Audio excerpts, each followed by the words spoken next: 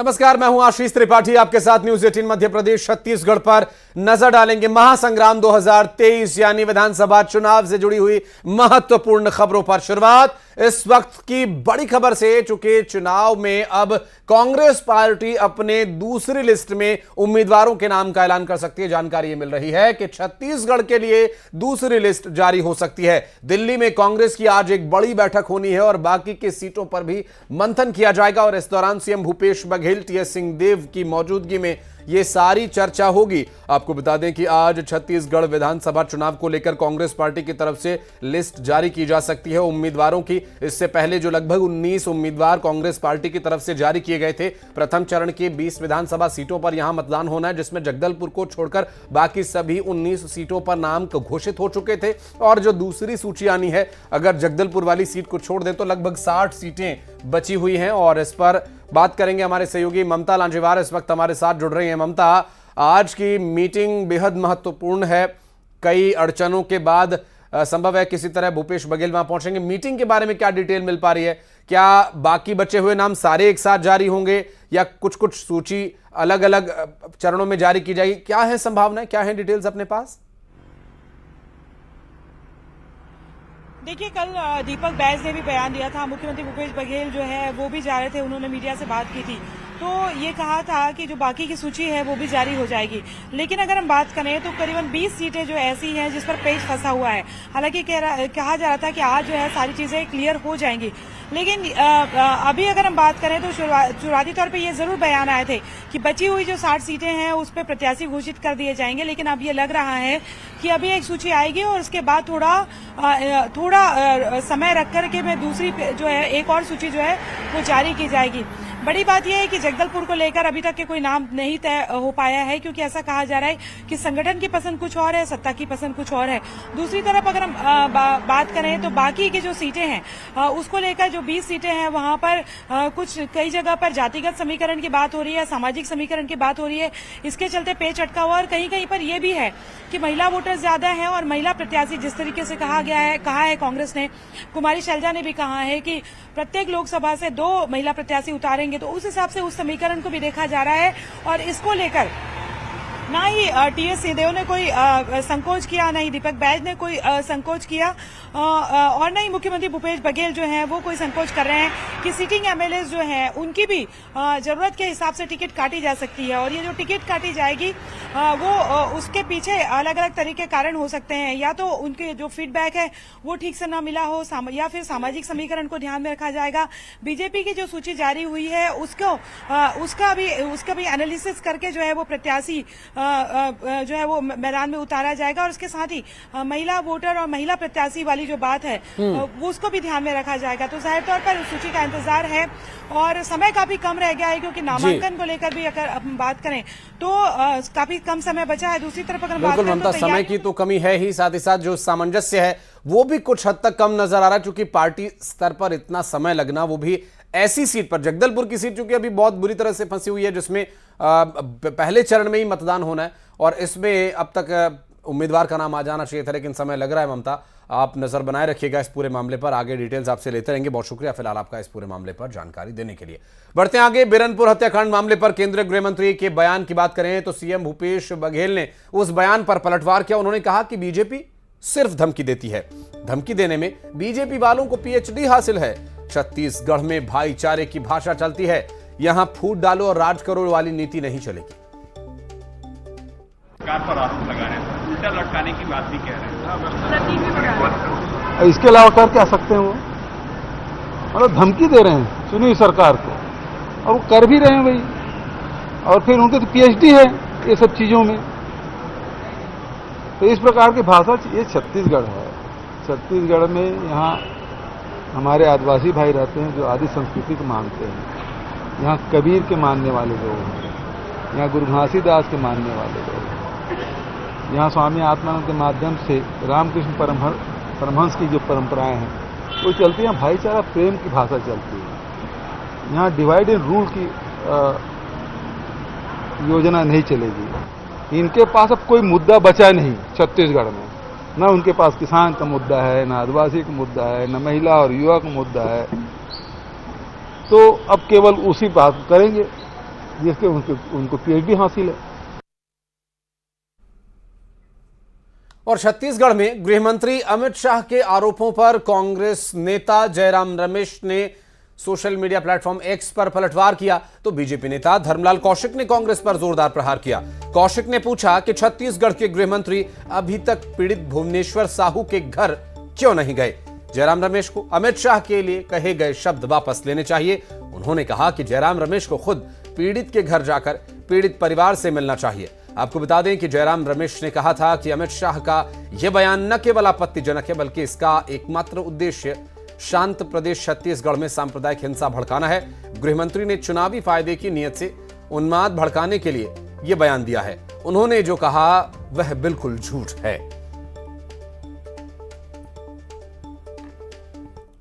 केंद्रीय गृह मंत्री जी का बयान मैं समझता हूं कि छत्तीसगढ़ के राजनेताओं के लिए जो कांग्रेस में सत्ता के लिए जो राजनीति करते हैं, वास्तविक में केवल एक मामला नहीं है, बिरनपुर का मामला नहीं है, बल्कि इसके पहले जो कवर्धा के जो मामले हुए हैं, आपके अन्य जगह जो मामले हुए हैं, आखिर मुख्यमंत्री गृह मंत्री को समय क्यों नहीं है उनके घर जाने के लिए।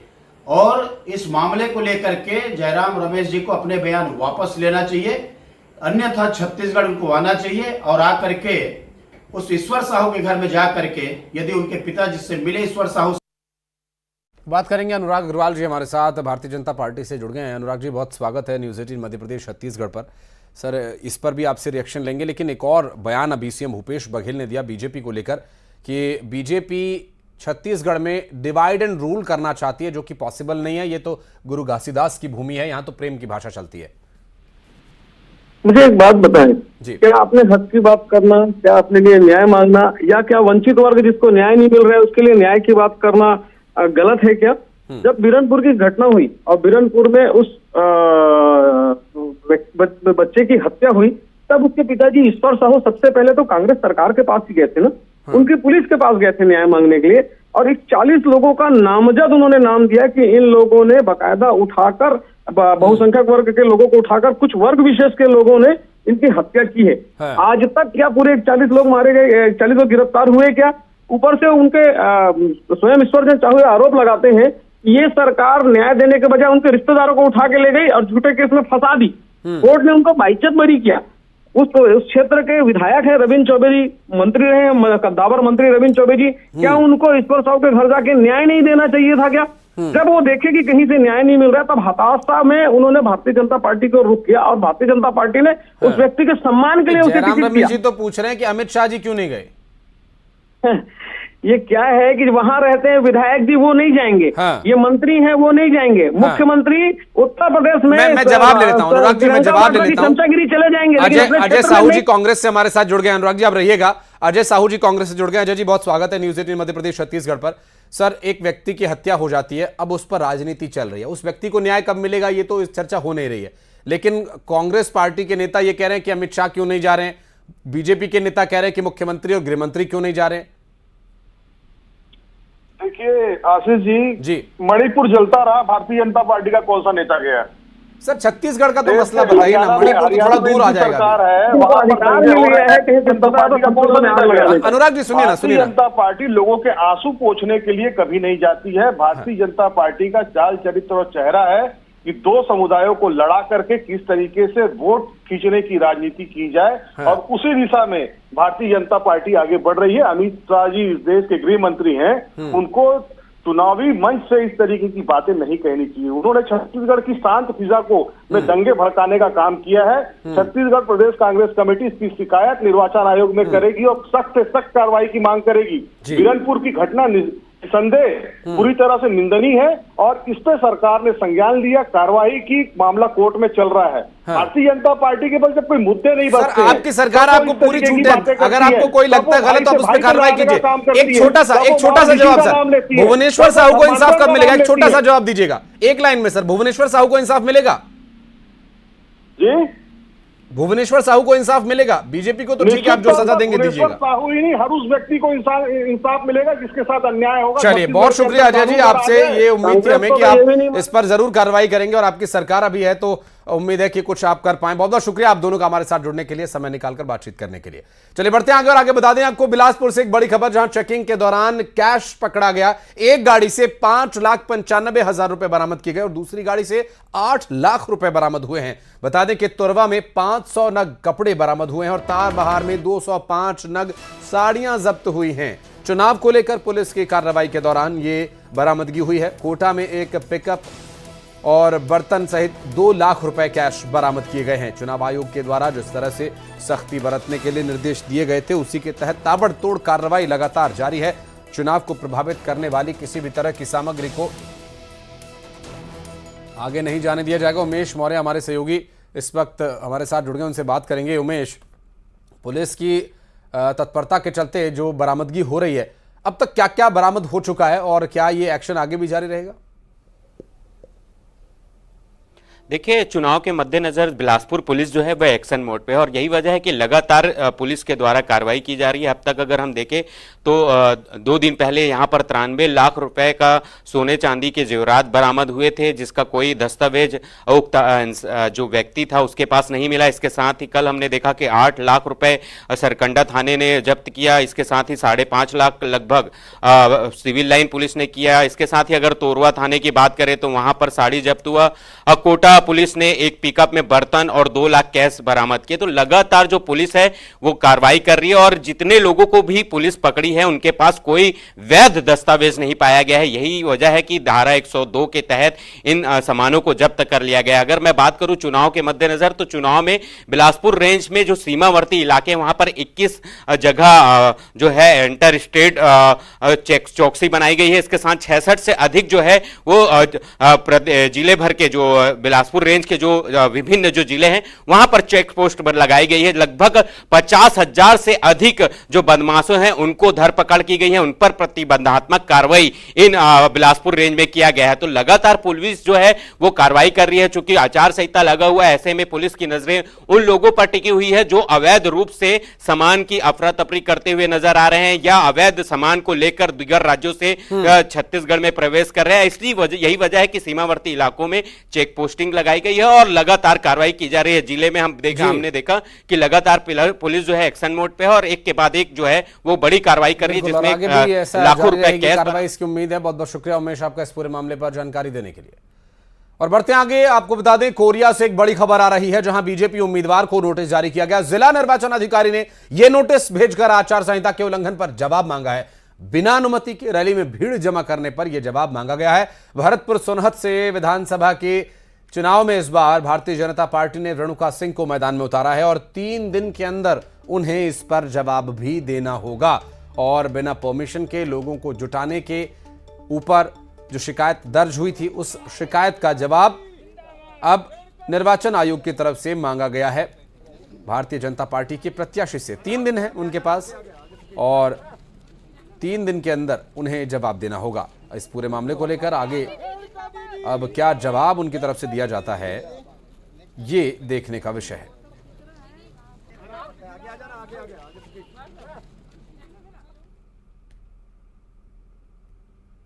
तो आचार संहिता के उल्लंघन के मामले में जिला निर्वाचन अधिकारी ने इस पूरे मामले में भारतीय जनता पार्टी की प्रत्याशी से जवाब मांगा है।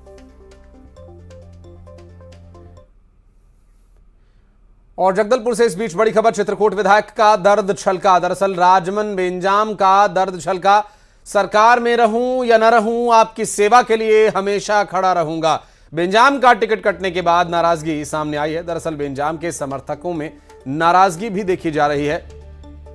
जगदलपुर में उन्होंने ये बात कही। उनका कहना है कि सरकार में रहूं या न रहूं, आपकी सेवा में हमेशा रहूंगा। और चूंकि इस बार सेवा का मौका पार्टी की तरफ से नहीं मिला है, तो ये बेंजाम का बयान सामने आया। जगदलपुर से बड़ी खबर, चित्रकूट विधायक का ये दर्द छलक पड़ा चूंकि पार्टी ने टिकट नहीं दिया। मेरे राजनीतिक छवि को ऊपर में गलत तरीके से पेश किए और मेरे राजनीतिक चरित्र की हत्या करने का ऊपरी स्तर में, उच्च स्तर में करने का प्रयास किए, लेकिन ऐसा नहीं है और मुझे आहत तो हुई है। कि मेरा चरित्र की राजनीतिक हत्या करने का प्रयास हुआ है। और जशपुर से एक बड़ी खबर, 2 बीजेपी नेता पार्टी से बाहर कर दिए गए। दरअसल पार्टी विरोधी गतिविधियों को लेकर आरोप इन पर था। बीजेपी के मंडल अध्यक्ष मनोज भगत पार्टी से बाहर कर दिए गए हैं। मंडल अध्यक्ष विकास प्रधान भी पार्टी से बाहर का रास्ता उन्हें दिखाया गया। आपको बता दें कि ये पार्टी विरोधी गतिविधियों में संलिप्त पाए जाने के आरोप के चलते इन पर एक्शन लिया गया। बीजेपी मंडल अध्यक्ष मनोज भगत, जिन पर पार्टी विरोधी गतिविधियों में शामिल होने का आरोप लगाते हुए एक्शन लिया गया। मंडल अध्यक्ष विकास प्रधान पर पार्टी के विरोध में गतिविधियों में शामिल होने का आरोप लगाया गया है। और धमतरी से बड़ी खबर, टिकट को लेकर कांग्रेस में विरोध बढ़ा हुआ है। दरअसल विरोध में विधायक और ब्लॉक कांग्रेस के बीच विवाद और बढ़ता जा रहा है। नगरीय मंडी अध्यक्ष को पार्टी से बाहर करने का प्रस्ताव रखा गया। राजेंद्र सोनी को पार्टी से बाहर करने का प्रस्ताव रखा गया। दरअसल 6 साल के लिए कांग्रेस से निष्कासित करने का भी प्रस्ताव रखा गया। नगर ब्लॉक कांग्रेस कमेटी ने पार्टी को प्रस्ताव भेज दिया है। वर्तमान विधायक लक्ष्मी ध्रुव के समर्थक राजेंद्र सोनी हैं और लक्ष्मी ध्रुव को टिकट देने के खिलाफ पहले ही प्रस्ताव भेज चुकी है ब्लॉक कांग्रेस।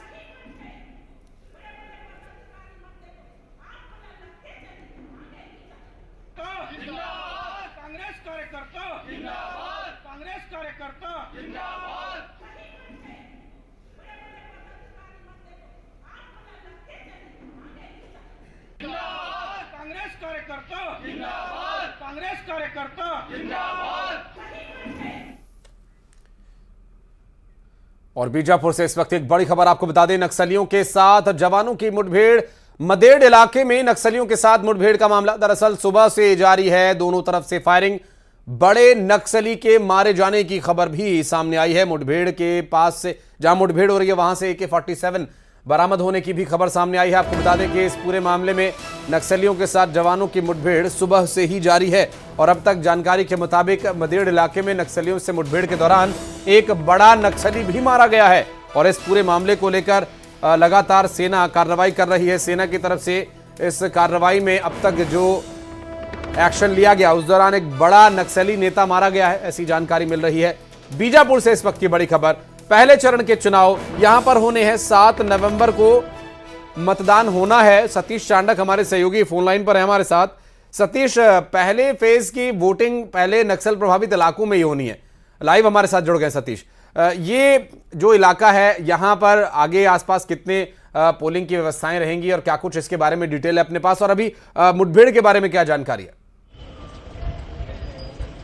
जी, आपको बता दूं कि 7 नवंबर को जो है पहला चरण होना है, जिसमें बीजापुर विधानसभा सीट भी शामिल है। वहां के मद्देनजर जवानों का लगातार नक्सलियों के खिलाफ ऑपरेशन चल रहा है, क्योंकि नक्सलियों ने इस बार विधानसभा चुनाव का बहिष्कार कर दिया, जिसके बाद जो है जवान सतर्क हैं। और सूचना मिली थी कि मध्य थाना क्षेत्र के बंदेपारा के जंगलों में माओवादी कैंप लगाकर विधानसभा चुनाव को प्रभावित कर सकते हैं, जिसके बाद जो है CRPF बस्तर फाइटर और जिला बल की टीम उस ओर रवाना की गई और सुबह नक्सलियों से आमना सामना हुआ है। करीब जो है 1 घंटे तक मुठभेड़ चली है और इस मुठभेड़ में जो सूचनाएं मिल रही है कि वहां का जो इनामी नक्सली है नागेश, वो मारा गया है और साथ साथ AK-47 मौके से बरामद की गई है। हालांकि इसकी आधिकारिक पुष्टि नहीं हुई है। वहां के जो SP है आंजनेय वैष्णव, उन्होंने बताया कि मुठभेड़ चल रही थी, मुठभेड़ बंद हो चुकी है। जैसे ही जवान वापस कैंप लौटेंगे तो पूरी स्थिति स्पष्ट हो पाएगी। लेकिन ये स्पष्ट है कि चुनाव से पहले जवानों की बड़ी कार्रवाई कहीं न कहीं नक्सलियों के मंसूबों को नाकाम करती हुई है, क्योंकि नक्सली उस इलाके में लगातार चुनाव का बहिष्कार करते हैं। बीजापुर काफी संवेदनशील इलाका है, वहाँ के लगभग सभी बूथ जो है वो संवेदनशील है, नक्सल प्रभावित इलाका है। इसके चलते जवान लगातार कार्रवाई कर रहे हैं।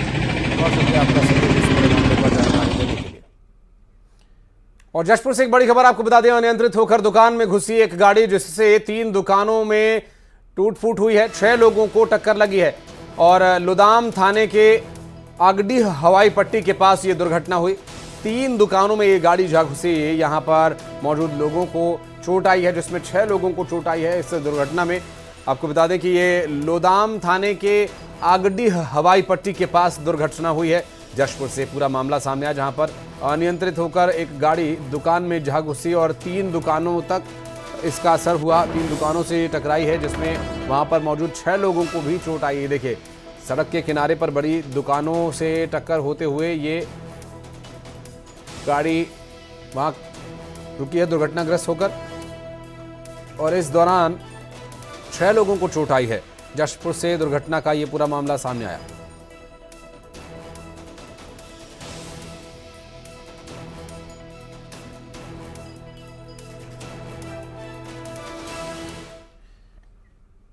चलिए बढ़ते हैं आगे। आपको बता दें कि भारतीय जनता पार्टी के राष्ट्रीय अध्यक्ष जेपी नड्डा ने इग्नाइटिंग कलेक्टिव गुडनेस मन की बात एट 100 किताब को लेकर ट्वीट किया। जेपी नड्डा ने अपनी ट्वीट में लिखा कि जैसा कि किताब के शीर्षक से ही पता चलता है कि मन की बात पीएम मोदी द्वारा मासिक रेडियो प्रसारण का सबसे लोकप्रिय कार्यक्रम है। ये कार्यक्रम हमारे लोगों की सामूहिक अच्छाई का जश्न मनाने का एक मंच रहा है। ये किताब मन की बात को लेकर शानदार ढंग से लिखी गई है। सभी को यह किताब जरूर पढ़नी चाहिए। तो प्रधानमंत्री नरेंद्र मोदी का जो रेडियो पर समाचार चैनल्स पर प्रसारित होने वाला मन की बात कार्यक्रम है, उसे लेकर एक किताब का जिक्र कर रहे हैं जगत प्रकाश नड्डा, जो कि भारतीय जनता पार्टी के राष्ट्रीय अध्यक्ष भी हैं। और उनका यह कहना है कि इग्नाइटिंग कलेक्टिव गुडनेस मन की बात एट 100 यानी जो 100 एपिसोड हैं उसके बारे में इस किताब में बताया हुआ है विस्तार पूर्वक। और उन्होंने कहा कि शानदार ढंग से इस पर लिखा हुआ और एक पोस्ट के माध्यम से उन्होंने इसका जिक्र किया। और इसके साथ ही किताब का जो कवर पेज है, जो आवरण है, उसका भी एक यहां पर अवलोकन आप कर सकते हैं। और खबरें आगे भी जा रही है। वक्त एक छोटे से ब्रेक का, जल्द लौटते हैं।